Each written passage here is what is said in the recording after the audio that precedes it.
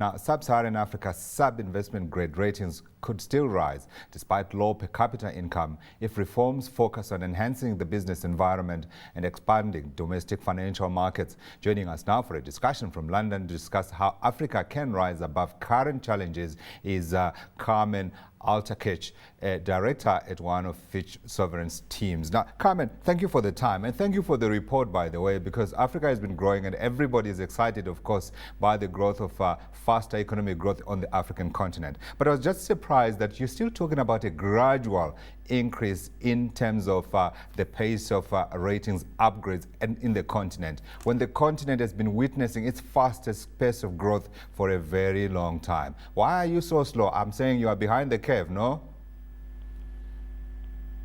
Well, one of the major constraints on Africa's ratings is the fact that despite very impressive growth over the past decade, per capita income remains well below B category peer ratings.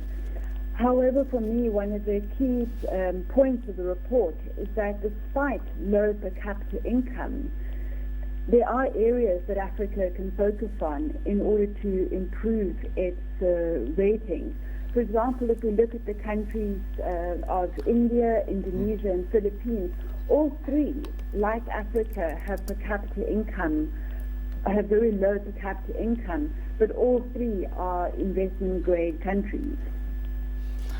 Carmen, just to come in on the countries with a low per capita income, you make the example of India. Where are the high growth countries in Sub-Saharan Africa failing to make that translation from high growth to per capita income? Well, some of the fastest growing countries are, for example, Zambia, Mozambique, Angola, Rwanda. And some of the areas that these countries can reform on are, for example, deepening local capital markets. This can involve expanding financial intermediation, improving local bond markets, particularly improving liquidity in government secondary bond markets.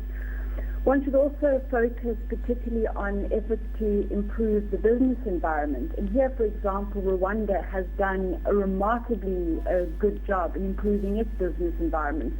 And that's certainly helping to have an effect on improving foreign direct investment. But other countries in the region are unfortunately lagging behind.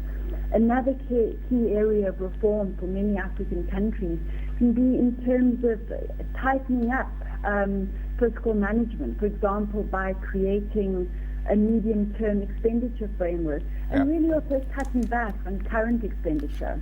Yeah. So when are you likely to see then an increase in the number, and what sort of pace are we talking about here? I mean, from 1994, there was only one, of course, which was rated by Fitch yourselves. Now we're talking about 20. Who are the next ones on the list? Well, for me, the next ones on the list are definitely Angola. We have it on a positive outlook. The same story for Mozambique, which is also on a positive outlook.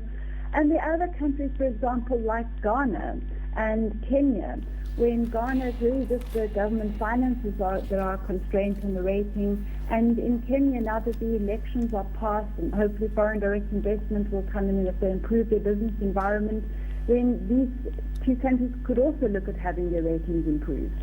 Indeed. Carmen Altakech, a director at one of Fitch Ratings Sovereign teams, discussing Africa's ratings assessment prospects.